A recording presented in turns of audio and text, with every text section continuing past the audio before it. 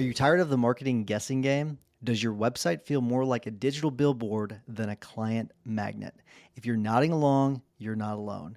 And it's time to stop the uncertainty and start getting real results. Let's talk about your marketing spend. Are you just shelling out money every month and crossing your fingers? Do you ever wonder what impact your marketing is really having on your revenue? Well, it's time to take the guesswork out of the equation with Rise Up Media. We've been working with them for over a year, and the feedback from our fellow members has been fantastic.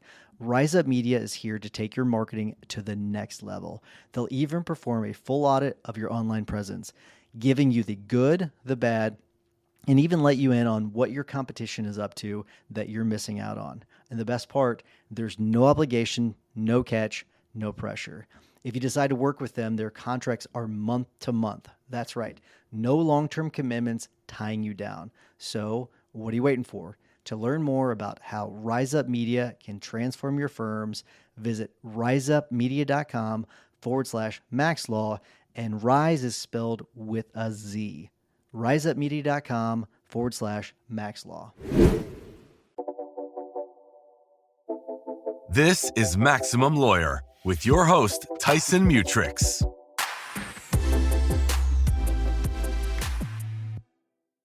So this is an interesting one because Becca wanted me to interview you, and it's been a long time coming. It's been something we've been talking about doing for a while. I don't know how excited you are about it, but I want to start with a quote from Howard Schultz, I guess he's not technically the founder of Starbucks, but was the CEO of Starbucks, and it's success is best when it's shared. And I thought it was a really fitting way to start. So I want to get your thoughts on that.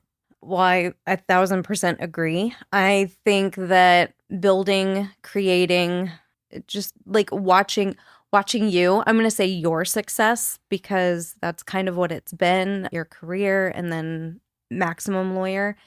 So not only are you an amazing attorney, and being with you through that journey, we've built a life together. So we're enjoying everything about it. And I love watching you grow. I myself have grown in the process. So I just think it's been beautiful. I love that quote.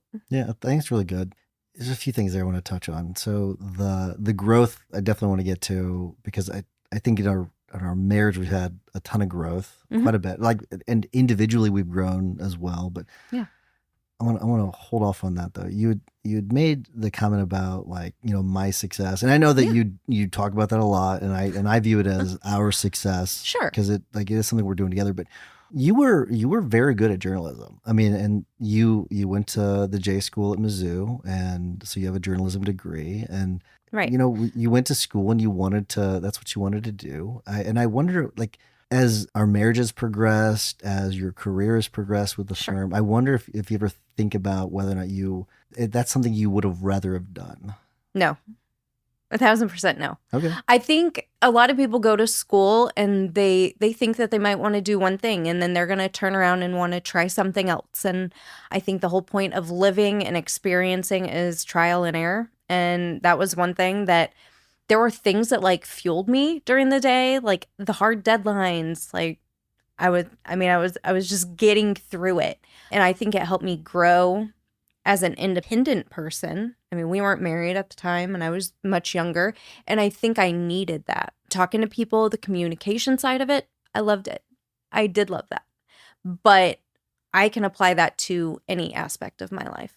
And I don't regret going. I loved it. Being on camera is not my favorite. That was probably one of the things that stressed me out the most. But talking to people, stories, I love that everybody has a story. So, when you're on an assignment and you're getting news, I think, I don't want to get into it, but with media, it's very targeted. And most of the time you're not getting everyone's thoughts and feelings. And some people don't like to talk to you, and you almost feel like you're missing out on that part. So I don't know. It is what it is, and it ended up the way that I think it was supposed to. And I only say your success, yours, because everything that we do, that's kind of the foundation for it. I've had so much to do with it, and I've helped it grow. Don't get me wrong. I know what I've contributed, but I also know that this is more this is kind of like where you've led us. And I love the fact that you've led us here. So I'm glad you said that, because sometimes I question whether or not you know how much of a role you play. Absolutely, I do. See, I like that. That's good. Okay, very good. Is there anything about your career that you would have gone back and like, I wish I wouldn't have done that? Or maybe anything you would have changed about it? No regrets. Like, no, I don't think so. I've always been pretty vocal about, like, if I feel like I'm capable of something, I can do it. I can get it done. I think there have been maybe some hires that we've made where maybe, I don't know, but those are learning moments. So I think even the failures, like, we have to have them and we have to learn from them. So no, I would say there's nothing that I regret. I think on our personal note, even like, as you said, like, our marriage has grown. I think it's done it at maybe the right pace. And Yeah. maybe we hit that, what's it like when you get those wins, the That's right, tailwinds? yeah. I think it came at the right moment. Yeah, so you made a comment last week or so about, I won't get it right the way you said it, but basically we've hit our stride. And I think that was how we were like, like stronger than ever kind of a thing. And like, I thought it was kind of a cool thing. What do you think has led to that? Trust. I just think that when you're around someone long enough and you just have to, I don't know, like, what is it, like trustful? I think I use trustful. You really have to rely on that person. And then after so long, and some people can get in their heads about things. We do have struggles just like everybody else does. I mean, the bills have to get paid, kids have to get places. We're married, we're not like single. We can't just do whatever we want to do without the other person not knowing. So I think just years of understanding and communicating and trusting has a lot to do with that. I think, I don't know what your thoughts are on this, but I think right around the time we did 75 Hard, I feel like it was a massive turning point for us where we had, and I don't know what it was and I don't know why, but I feel like there was a massive amount of growth after that point. That, and maybe you see it differently, but I definitely think that at that point there was a when we turned that corner and we did that, there was something about it just kind of like, it kind of took off. Yeah. Whenever I feel like whenever you're in a situation where, and we did it, like, there was no compromising for 75 Hard. There were days where at 11:30, 12 o'clock, I was having to get my butt like out of bed. Like, I had just laid down and I was like, dang it, I didn't take my picture before I fell asleep. And you're not supposed to fall asleep. Yep. And I knew I didn't want to have to go back and do that. And it would just be like, Amy, get up and take the photo. So, we had to rely on each other a lot. Yeah. And motivate each other. And I know you say, like, you can't really motivate someone, but... Well, I don't say that. What I say is that you're responsible for your own happiness is what but you've actually used the phrase, you can't motivate someone. I disagree. Because I do think you can motivate someone. Okay. But I agree. Good. But I do think that, they have to want to be motivated too, though. There's that too. Yeah, absolutely. But a lot of people, there's different personality types, and some people actually need someone to be like, get the fuck out of bed. Yeah. Oops. Well, you can cuss. That's okay. Okay. Yeah. They do. Kind of like basic training, I guess. Kind of go back to that. Yeah. But it's like, you got to have that. Plus, you got to have the desire to do it. Sure. Because otherwise, it's just, you're just going to go through the motions. And right. I think that I think there's a way you could do 75 Hard where it's kind of like a lazy way, kind of. Although there's really no, but I do think we could have taken like the easy path. We didn't modify the rules. We didn't so there was we had to kind of stick to it. But I think the more important thing you talked about was working it. We had to kind of work it as a team. I don't know if I could have done it by myself. I really don't. It really did take. You could have. I don't know. You've done a great job staying vegan for how long have you been vegan? It's 2020. Yeah. Yeah. You've done a great job. You've kind of shifted into the vegetarian. Yeah. Well, also 41-year-old woman, there's a lot of other things too. So I know you said 75 Hard was a great journey for both of us. I agree with that. But then you turn around and you stop doing 2 45-minute workouts a day, watching every single thing that you eat, no cheating, no desserts. Yeah. No late meals, no late night snacks. Right. Yeah. So everything that we had there, if you don't continue that, things kind of start to slowly progress, and then you are looking at maybe like where you were before, but you know mentally that you are capable of doing it again. And I love that I have that, but that also helped me get to my next thing that I had to kind of do on my own, but also you were like very encouraging. So I don't know if like we want to get into all of that, but We get into whatever you want to get into. okay. Well, I'm just saying, like, it's not just 75 hard. There's always going to be a new struggle that you have to overcome. And you're right. It's about having the motivation yourself to do what needs to be done. Yeah. To make that change. And I know that I have it within me. I've done it and I want to keep doing it. So I think that's what helps too. I think what you touched on, I think, is really important because you can do what 75 Hard teaches you is that you can do a lot more in your day than what you think you can. Yeah. Absolutely can. It's a matter of just focusing on the right things. Yeah. And do you want to all the time? No. No. I want to just like rot in bed and watch TV with you or, have fun. But we know that we can if we want to. Now, Monday was a travel day, but like we kind of did that. We just kind of like laid around all day and hung out and, it was our first day in New York. Yeah. Didn't leave the room. It helped that it was pouring like crazy. It was gross. Like the subway was flooded and all that kind of stuff. So it did help with that. But it's like sometimes you just need those days. Yeah. So let's talk about when you joined the firm though. Let's go back to the beginning.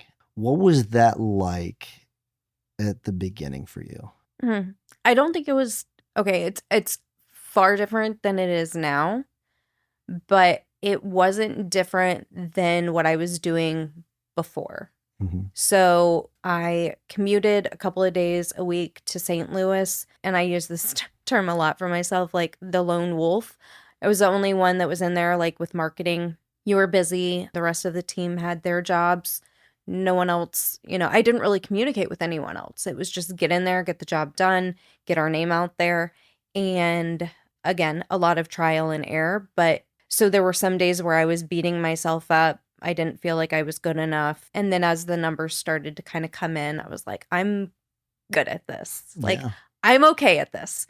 And then a lot of the other attorneys that were in Maximum Lawyer, just friends that you knew, asking questions about how are we getting, on the first page of Google, and they were struggling. And it was just, I don't know, it was good. Like I felt okay. And then I started earning my place and kind of grew from there. But I guess you're just asking about starting. So yeah, I just like how the transition was for you. So it was good. I do remember early days we were kind of, there was like I wouldn't call it a power struggle between the two, but there was it was some adjustment period. And I don't know if you remember that much. While I was just doing marketing? Well, maybe it's because, okay, so I like to ask a lot of questions. I don't, like whenever it's like, follow these instructions, do this, then this, then this. And sometimes I like to find my own way, but I need to know like where to start. And I think that you give instruction different than I take and I process. So sure. I think maybe that's where it came in, but I know you and I want to respect you. So I do my best to just. Well, it did seem like we butted heads quite a bit at the beginning. I think we just butt heads anyway. I don't agree. I don't agree with that necessarily. Okay. But it did seem like at the beginning we butted heads more. And the way I remember it was that you didn't necessarily like to take instruction from me at all. You wanted to kind of do your own thing. And it's the way that you approach. Is that what it is? Yeah. Okay. Critique me. How could I do? Have I done better? I guess will I start? I feel like now you just stay away from me, or just avoid. It's not true. Okay. I think it's better now. When you talk to other people, I think it's just who I am to you. I don't think it's gonna change. I don't want to give you I don't know how to give you feedback. Let me ask you another way. How do you like to get feedback? Because it's a way I can improve and make it better. I think it's clear, but there's some understanding or something behind it. I don't know how to explain it, but it's not like, Amy, when I don't know, like it's like. Am I too direct? But I like direct. I just think that there's like some attitude behind it. Like almost like you know better than this. Or there's something. It's the tone. It's what the what it tone. might be is I have high expectations for you, and maybe what it is, because Sure. yeah, and I don't know, maybe what it is. I do think it's funny because people like they'll ask me about like our working relationship, and I tell them how like I talk to you like I do any other employee, and they find that No. hard to believe. Because it's not true. Well, it's probably not true because I'm harder on you than anybody else. I think that that's a fair critique of me, is that I am a little harder on you. Mm-hmm. Kristen, can you call in? If Kristen called in right now, there have been several leadership meetings where everyone else has just been kind of watching us as we've have our heated discussion about things. Yeah. But I think it's healthy. It's better than I bottling think it any up. partners or anybody that's in a business together with multiple goals is going to have that. I just think that it shows passion, the need for, I'm not going to say that, you like perfection at all. I think that there's a degree of that maybe, but we both have the same goal in mind. So Well, I've always said there's no better partner that you can have in your firm or any business than your partner, than your spouse. Like you just, I would believe that as long as you're good partners. yeah. Well, okay. So that's a good topic to get into, is that like how the marriage can affect the firm and the firm can affect the marriage. You want to talk about that a little bit? Sure. Okay. Thoughts? Okay. Let's see. Where do we start? How the marriage can leak into the firm? Yeah. Well, let me guide you a little bit more. Separating, and I don't think it's possible to separate work from business, but I think we can create some buffers, because we had one of the big, I wouldn't call it disagreements. One of the big issues we had was talking about work in bed. Oh yeah. That was a big one, which it still kind of happens. Because you switch off and on all the time. It's like, okay, so if we want to get from A to B, we're going to have to work this many hours. That means date nights, in bed, we'll order food, we'll grind it out, like that working. Was one time I ever mentioned that. You were like, for the next 6 months. So that doesn't mean for like 2 days. For like 2 years ago. It was like 2 years ago I mentioned that. But okay. But also you've said you enjoy working. You don't enjoy talking about working. Well, so what I don't enjoy is I'm about to fall asleep and you ask me a question about an email that you got earlier in the day. That's where, but I think this is a part of it too, is like knowing the dividing lines, right? Where I guess respecting the other one's boundaries in a certain way. Because you were okay with just like discussing work in bed and just up till like midnight, trying to get to, I'm trying to get us there. I'm trying to do what I can and pull my weight. Yeah. And I felt like that was the only time of the day that we could like talk about it. Because we work together, but this is another thing that I don't think a lot of people understand. I am rarely with you. I'm rarely with you, and I rarely talk to you. We're around each other, but not, yeah. Right. Yeah. Nope. You're either recording or you're in court or, getting things done. And I'm not like right next to you. Now, do you think that that's a positive or a negative or indifferent? It's positive, I think. Yeah. I mean, you don't want me on your back all the time. I'm not like the office pet. Like I'm there doing shit. And so are you.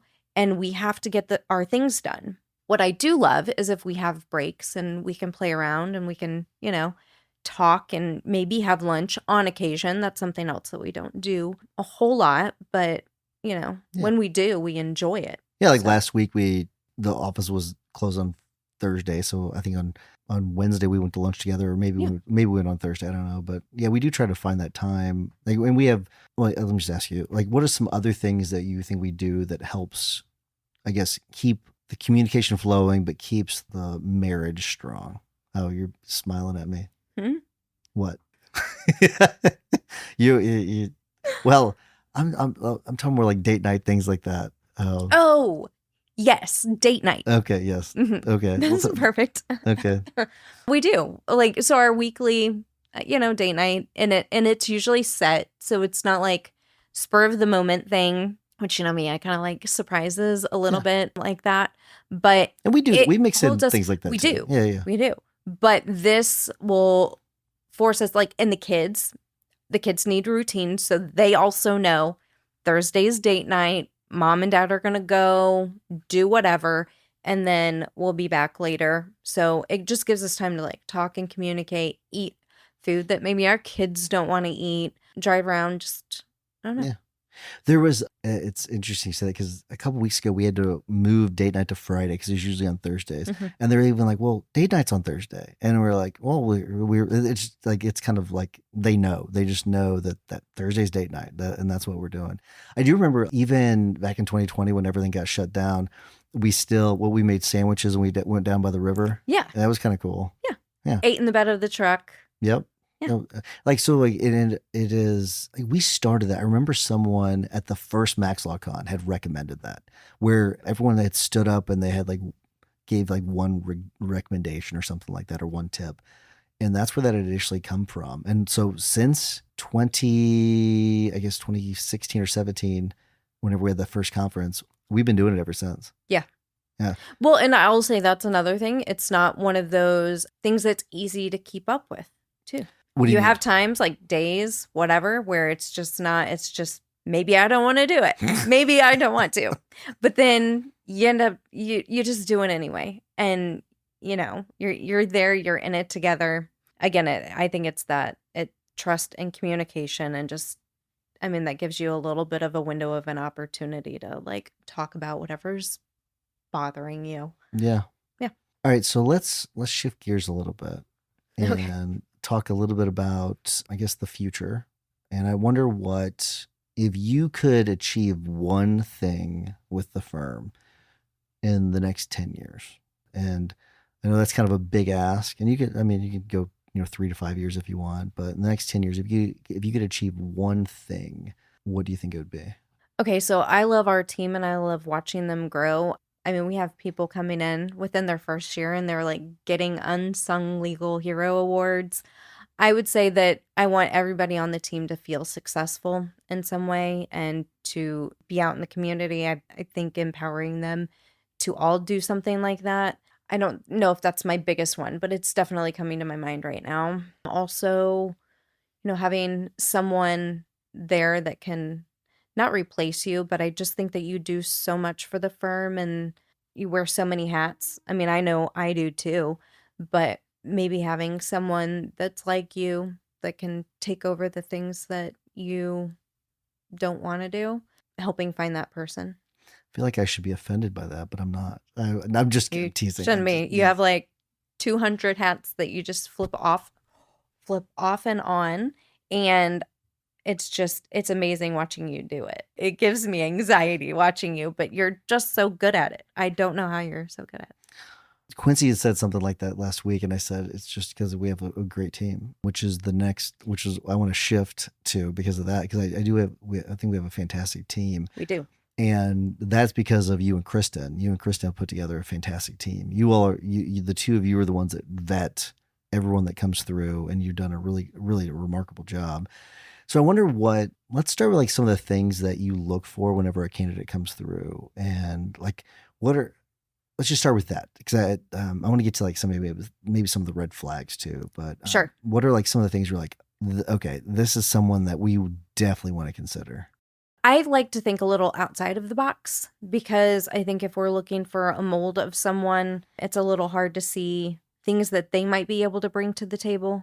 Yeah. I don't know. I like to think that people are capable of so much more. So I'm not looking for a cookie cutter mold, but honesty is one thing. People that can communicate well. It's getting really hard to find people that are good at communicating. Very much. What the hell is up with that? But Kristen and I look for people that are personable, that can communicate with us.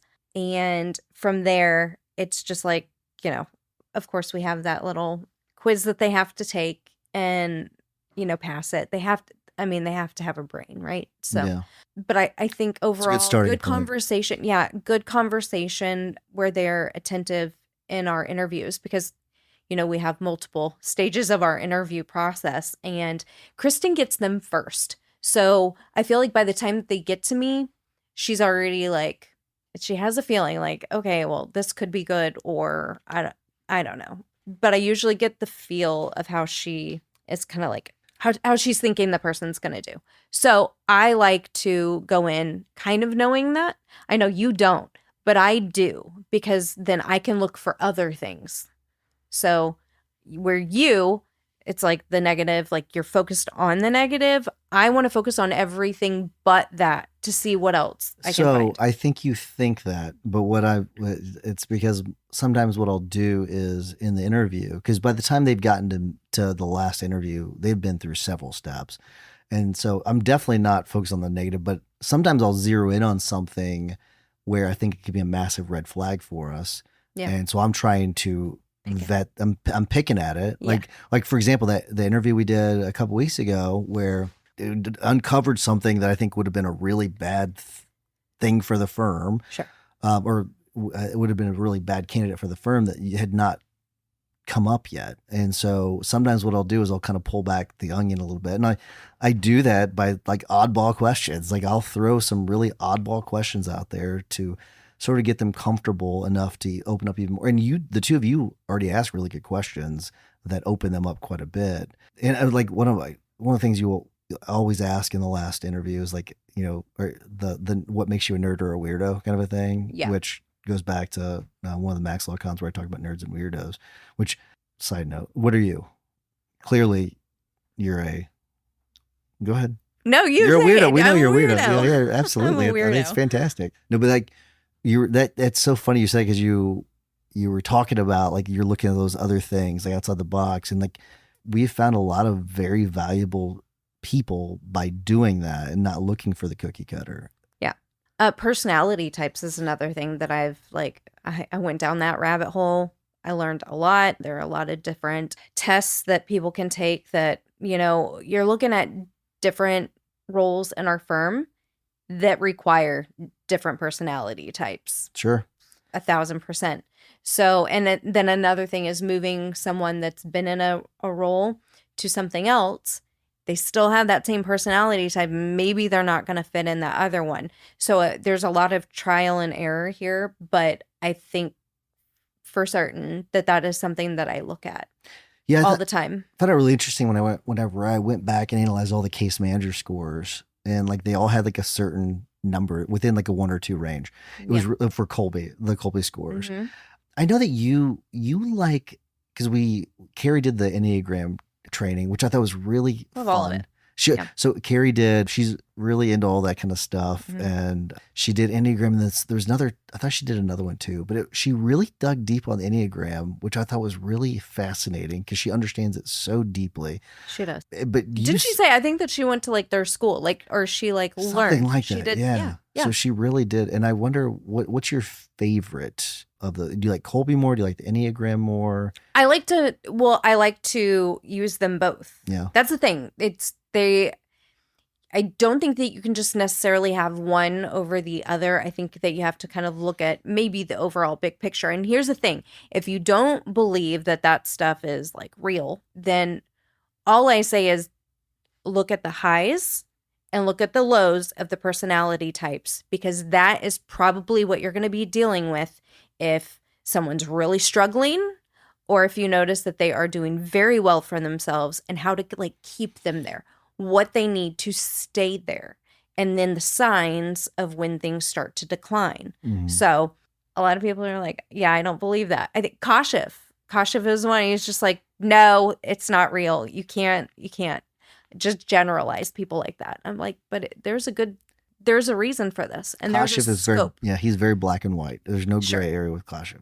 He's very ones and zeros. That's we're just fitting for him. He's a CTO, so it's kind of fitting for him. So someone asked me something the other day. I think it might have been Jeremy Danielson. He said, it may not be him. So someone asked me, they go, what did Amy and Kristen, like, how do they feel when you say no to a candidate and they've spent all that time with them? And I was like, it doesn't seem, you all don't show me that you're frustrated. Although there was one candidate fairly recently that I thought maybe it was frustrating to you all, but I think it was the one that we kind of pulled back the onion. And it seemed like she had some things going on.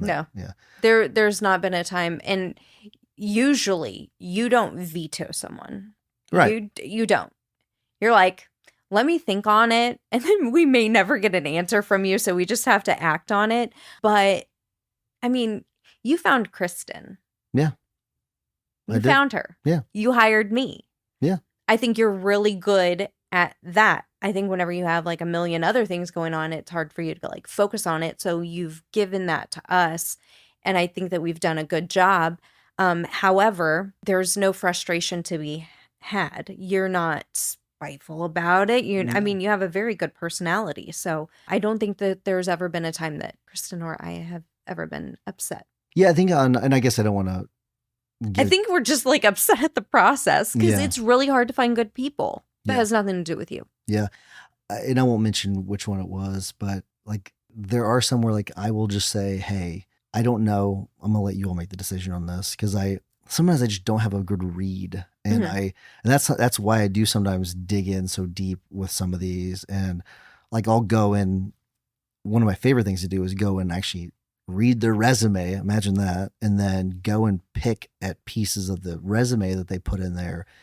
And sometimes it's very clear that it's bullcrap, right? It's like they've just put it in there because it sounded good. And they didn't really have experience with Yeah, those is things. AI making these resumes anymore? Because let me tell you. Well, I did a show on that recently where like AI is Mhm. creating them and then also analyzing them, and you're not getting a lot of the realness of it. And that's why I think that our hiring process is so great because you can't fake that funk. Like you can fake the reason why we have such a detailed hiring process is because when I was at State Farm a long time ago, with that internship program, I was on there with some people that were just seemed like awful people. And I was always wondering like, how'd they make it through?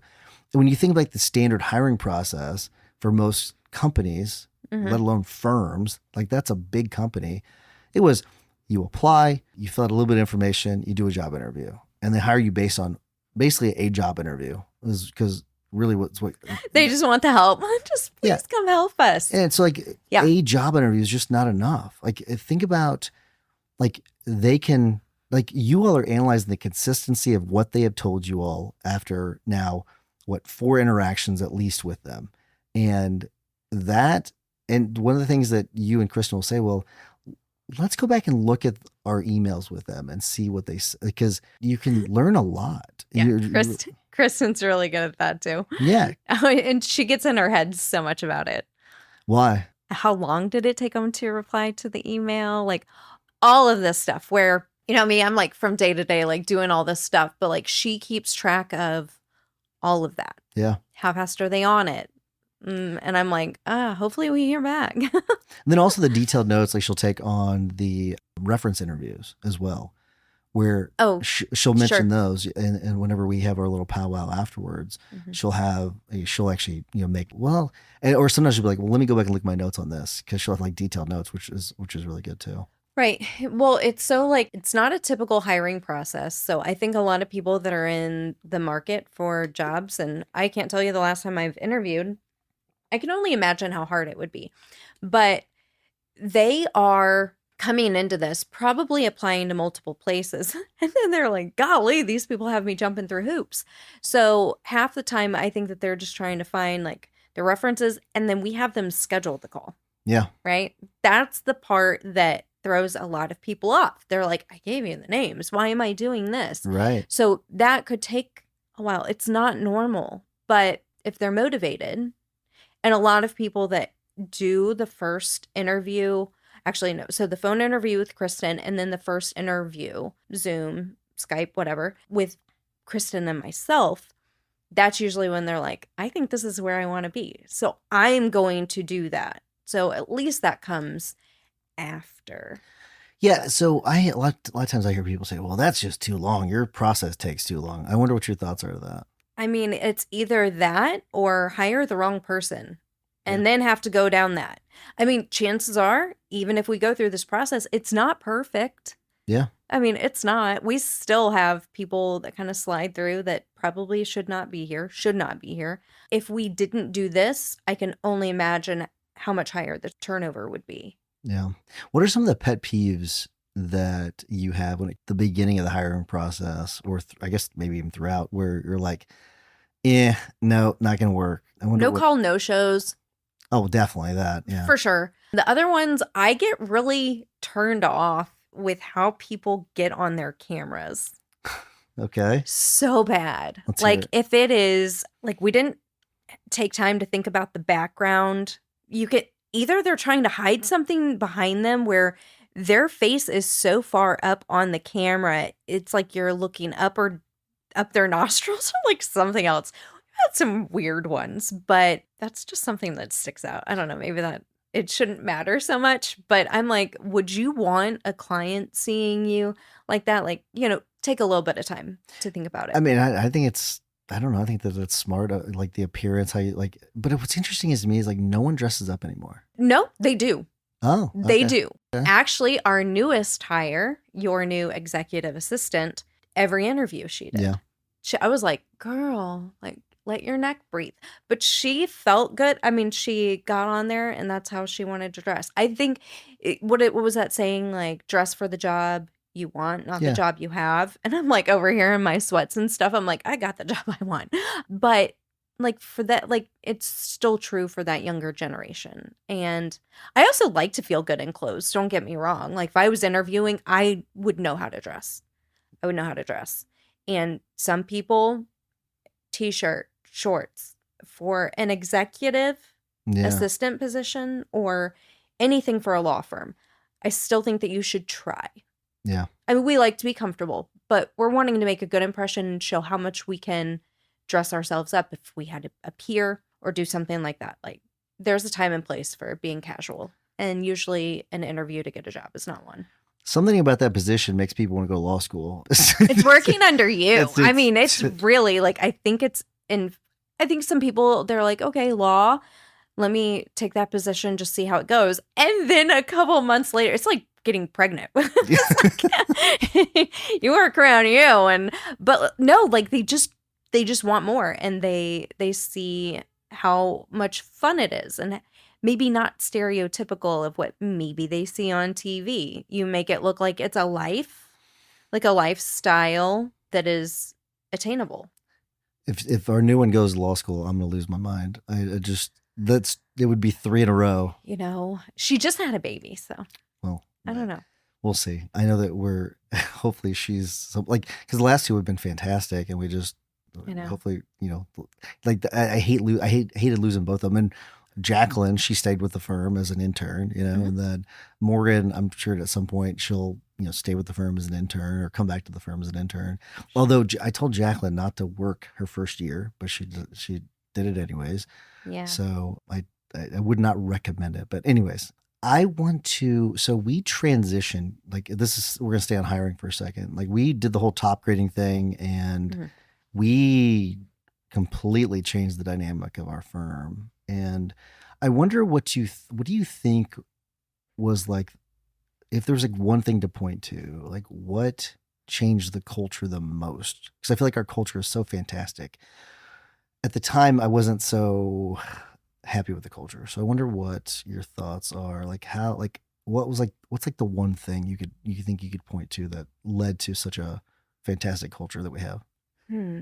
It's going to sound bad because I mean, I've worked a little bit of background. So I have not always worked for you. I've worked for other people. So working for ourselves, there's that thought that, if you own a business, run a business, you are in it for yourself. And when you're working for someone else, you're trying to support yourself, but you know that you're growing their business. So coming from that and now being where I am, I don't want people to feel like they're working for us, that they're working for themselves. Like that you have to grow yourself into the person that you want to be, whether you stay here or you do not. We want what's best for you. It's one of our core values. Absolutely. Yeah. So I think some people that we had here before truly didn't, they might have said that that's what they believed in, but in their core, I do not believe that. Their actions didn't back up what they said. Absolutely. Yeah. So if I can point to something, I'm going to tell you, I just think it's disingenuous people that say that they are, they're in it for all of the good things, that they do meet our core values, but actually they do not. So I actually look at those all the time, and it's really hard when we do our quarterly meetings and I go through each one and I'm trying to identify like, okay, well, this person can be all of them. This person is definitely like 3, hardcore. Like I try to see everyone meeting them. In some quarters it's easier than others. And so that just goes to show you that, not everything's always going to be perfect. And sometimes we really do have to work and try hard. But for some people, it was just like maybe 1 out of the 6. Yeah, I looked to the start, stop, keep, where Mhm. like how different it is than what it was back then. Sure. Yeah. There were so many stop doings back then, and now it's like for those of the people that don't know, like we go through this with a quarterly meeting. Every single quarterly meeting is, well, these are the things we should start doing. These are the things we should stop doing. These are the things we should keep doing. Mhm. And a couple years ago, 3 years ago, like the stop doing list was so long. We didn't have any. Like if we had, maybe we had one, but I forced it because like I made. You're like, I'm going to call on you. It's like give me one, like give me something to work on, and it was actually a start doing that they just worded it differently to make it a stop doing. So, what are your thoughts? Because I thought that was a really good indication that the culture is still strong. Yeah, I didn't want to attribute it to anything really negative except for the fact that, we were a growing firm. There's again, trial and error. You got to let yourself just kind of like have room for trying things and then maybe just stopping them. Like maybe we shouldn't keep doing that. So depending on which ones you were talking about stopping, I do see our list has decreased, but I'm only going to say that that's just because we have been so open to trying things, making people happy. We want to include everyone's thoughts, very open to constructive feedback, ideas, anything that they have, we want to make sure that we try it. So I'm just thinking maybe stop certain little things that we had tried, but only in like, we just wanted everybody to be happy. Yeah. I want to transition and I want to talk about, I'm going to use the phrase, the quote unquote, the boss's wife, and something. Mrs. Mutrix. Mrs. Mutrix. Yes, we talked about that recently. But I do find it interesting that you've been able to position yourself in a way where you're not the boss's wife, right? You are the COO. And I wonder talk about how you were able to do that, because that's not an easy thing to do. Did I? Have I? 100%. Have I? 100%. Yeah. I don't know. 100%. It's funny because even whenever I talk to clients, it's really hard to say, or hard not to say, that I'm Tyson's wife. I rarely ever will mention that you're my wife. Like they'll say, I'll just say Amy. I'll say, I won't say my wife. I won't mention you as my wife, because I do think it does take away a little bit, in a way. And it depends. No, on who I I'm think talking there is to. that stigma. Like, okay, so why is she there then? Just because she's your wife? You're the lawyer. She a lawyer? No. Right. Why is she there? Yeah. So, and that's okay. I mean, I think it's common. Once you talk to me, I think that's why it changes, because people hear me. They talk to me. It's same for Maximum Lawyer, though. That's Tyson's wife. I'm not a lawyer. I don't actually belong in this group. I just come for the free food. That's not true. You do a great job of helping. I get it. Yeah. No, I do. And I love the people here. I almost do this. I think I do this all the time, like high school, college, like your groups of friends then become my groups of friends. It's true. Like I will steal your friends, Mindy, like anybody. I will steal them away, because I do think that you have a great group of people. So when we're here and when we're talking, I might not have a whole lot to contribute to some of those conversations. However, we have a good time. And I think that's what it's about. Like uplifting people. That part I can do. I can do all of that. I might not be able to tell you what you need to do, but I can't even do that with our lawyers and the firm because I'm not a lawyer. No, but you've done a really good job of navigating that, though, and I think part of it is it comes down to hiring too, where we're not hiring assholes, Mm-hmm. But you've done a good job of navigating there is like whenever, the firm I worked for before, there was definitely different levels. The attorneys were at a higher level. And by what I mean by that is like they were viewed as above, not just like from like a working relationship, like they were just viewed as like a higher class almost. Sure. And I hated that. And Yeah, because some of them could just be garbage humans. yeah. And then you're sitting there like trying to look up to them. Yeah, but you've done a good job of navigating that where Mhm. you're very respectful, but also like you're their boss too. And you've been able to navigate that. So I wonder how you've been able to navigate that. Easy, because I think the idea of a boss, okay, if someone needs to be, I don't know, let go, or we need to have a tough conversation, I mean, I'll have that. But I would have conversations with anyone. So I don't view myself as like being the person, like a boss. I guess I just don't view myself as that. I am their peer and I'm working with them, and we are working together to achieve something. So I've had bosses in the past that like to, it's like the foot down, or I'm coming to the building to check things out. Mm-hmm.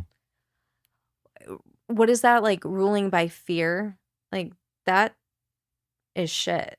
Like that's not how we work here. No. And in fact, like we've had clients or opposing counsel, call in and get at our people to try to put them I'm sorry.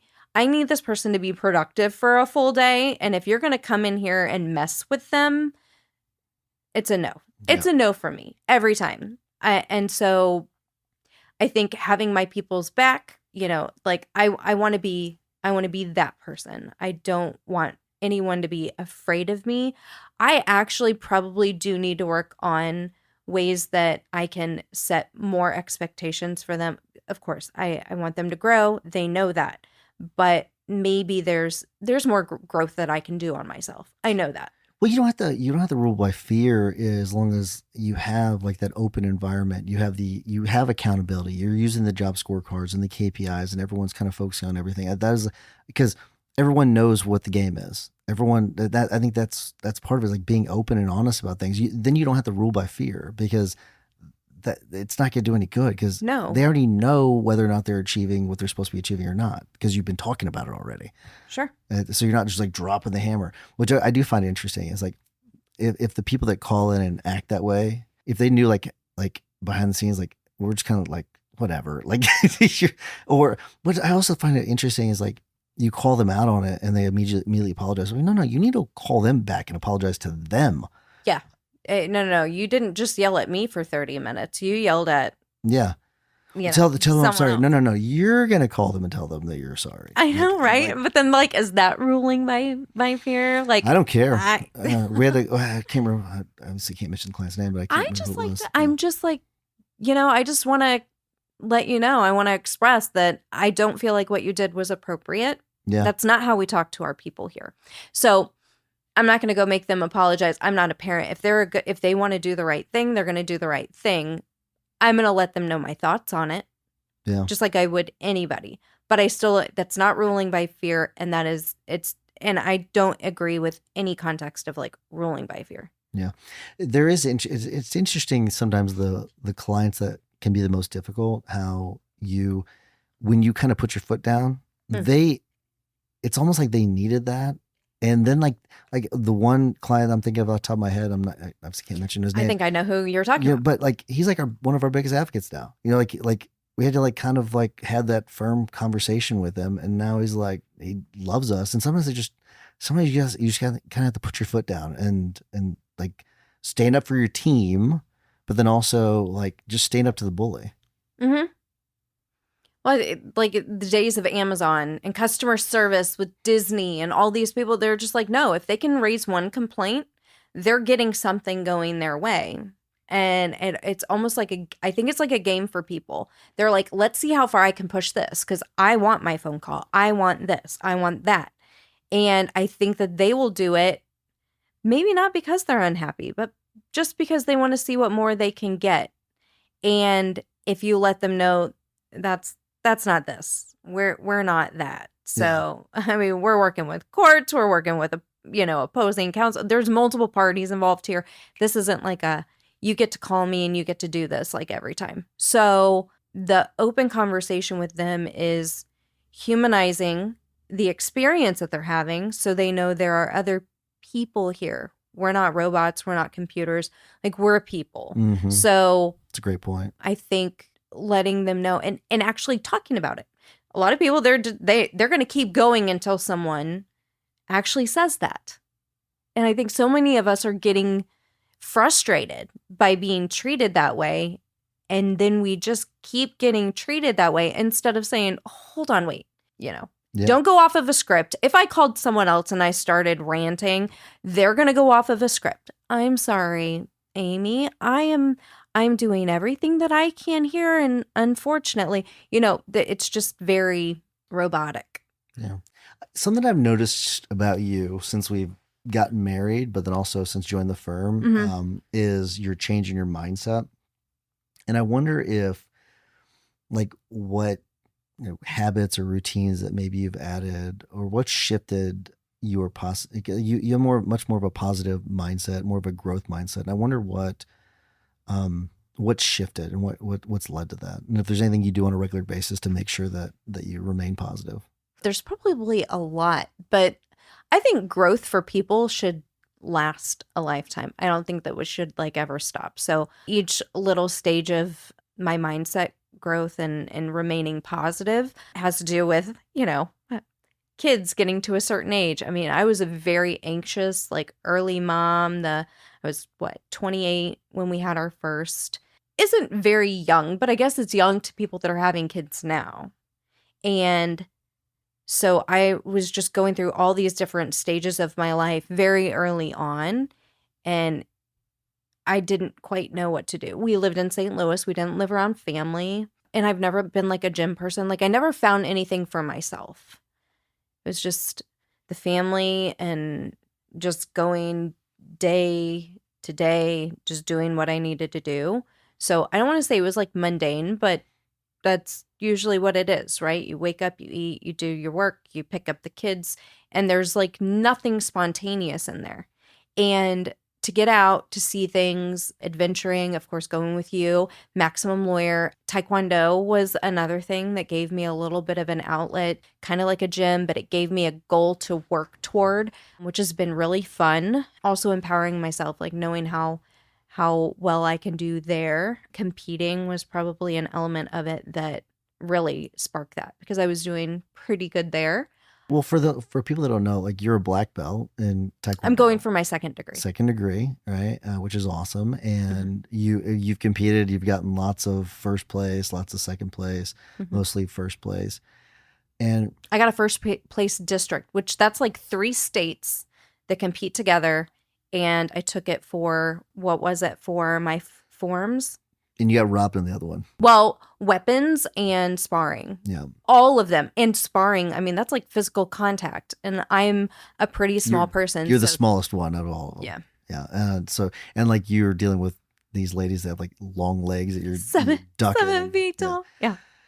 Has that helped you with anything when it comes leadership, or, I mean, clearly your confidence, it's boosted your confidence, but has it helped you with anything when it comes to just either, dealing with the kids? Sure. If I can do it, you can do it. Yeah. If I can do it, I know you can do it. So I think that I just see people's potential more, maybe. Yeah. And I think that helps the kids, our kids. I'm yeah. Well, say more about that, the potential part of it. What you see more in it. What do you mean? If people are open to sharing things that they want to do or try, or maybe ideas that they've had, you want to coax that out a little bit more, and you want them to play with it. And instead of putting it back in their pocket and holding on to it, you want them to actually do it. You want them to try it. Yeah. And then maybe from there, try something else. If they didn't really like that, try it. Bianca, who is our receptionist now, getting motivated to get back into weightlifting. What is it called when you go to the gyms and you do all the things? What is she? CrossFit. CrossFit. Yeah. So she's been doing CrossFit and then got her kids into CrossFit. Yeah. And she's just feeling so empowered here. So I don't do CrossFit. I don't ever want to do that. But she then got motivated just working around us to start doing it again.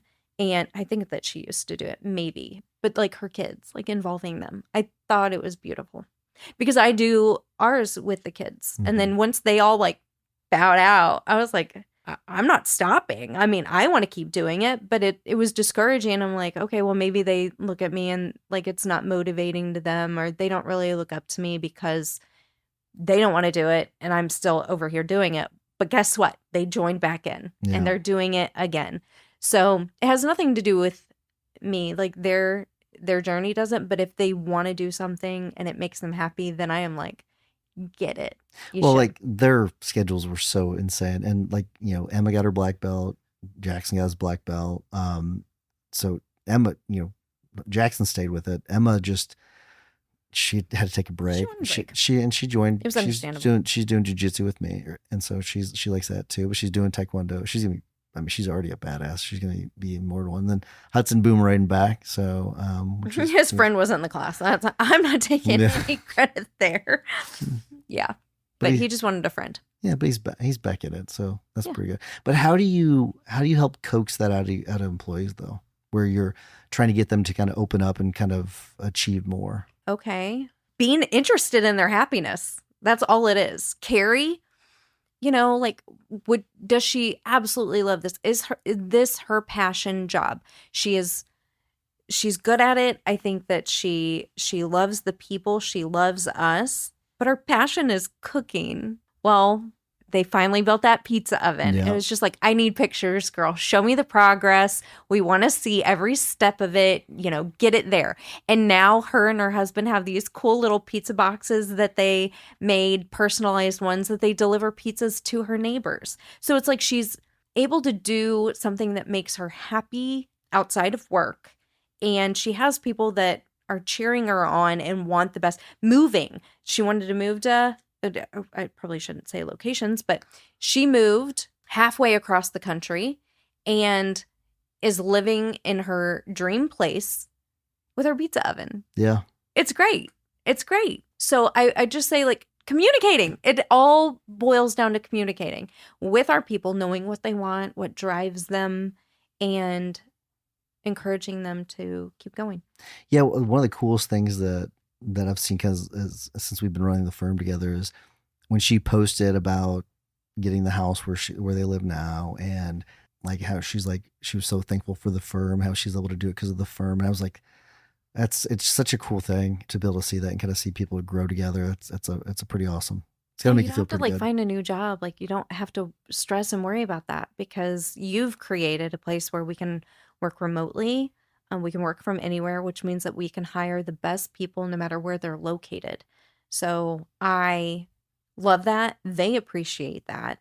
And it's not like, I live here, I know you're there. But if they want to move or relocate at any point, they can. Yeah, that's awesome. So I'm going to end with talking about success. Okay. And how do you think, what does success look like to you now versus say like 5 years ago or 10 years ago? That's a good question. I don't know if it's like changed for me. I think it's always been the same. I think success is a balance of achieving goals and remaining happy at the same time without failing a lot of people around you. Like there's a lot of things where I don't know. Success is like a big thing. Yeah. So the way that you get there has something to do with it. I know that there are probably successful people that are not happy or they are hurting other people to get there. And I don't look at that as success. I look at it very differently. And I think doing good for people around you, good for you, your family, and growing something might be slower. It might take a little bit longer, but I think that's true success. How will you know that you're successful in 5 years? Because I know I am now.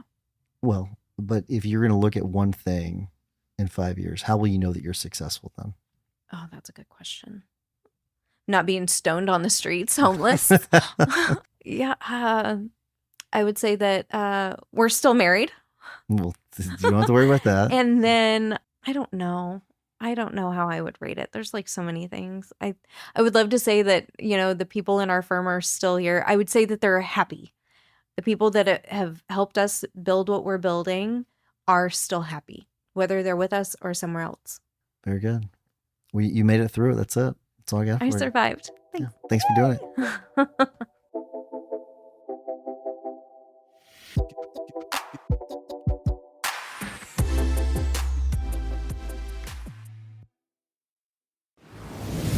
Hey, I've got a question for you. When was the last time you drove over to another law firm near you, sat down over lunch, and traded every business tip you've got? Talked about what's working, what's not, and what to do next?